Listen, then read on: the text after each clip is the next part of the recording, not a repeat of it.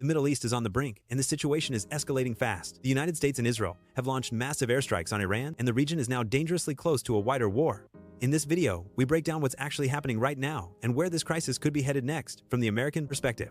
Let's start with the trigger. On the 28th of February 2026, U.S. and Israeli forces carried out large-scale coordinated airstrikes targeting Iran's nuclear facilities and key military sites. The U.S. operation was reportedly called Epic Fury, while Israel named its campaign Lion's Roar.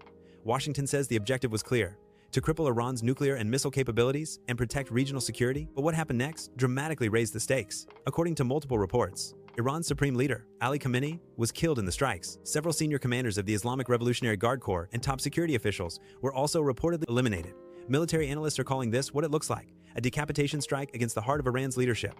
So, is the Iranian regime collapsing? Not yet. At this moment, Iran's system is best described as badly wounded but still standing.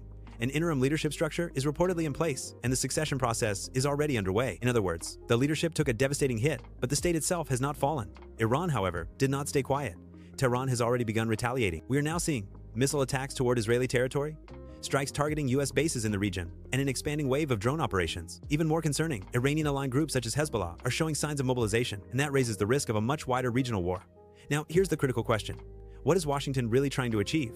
Publicly, the U.S. government frames this operation as stopping Iran's nuclear threat, self-defense, and maintaining regional stability. But many strategic analysts in Washington believe there is a deeper objective: to weaken Iran's regional power and potentially pressure the regime itself. In fact, President Donald Trump directly addressed the Iranian people, saying, "This is your chance to take back your country." That statement alone suggests the political stakes may be even higher than the military ones. So what happens next? Experts are watching four major flashpoints. First, whether Iran launches full-scale retaliation. Second, whether Tehran moves to threaten or close the Strait of Hormuz.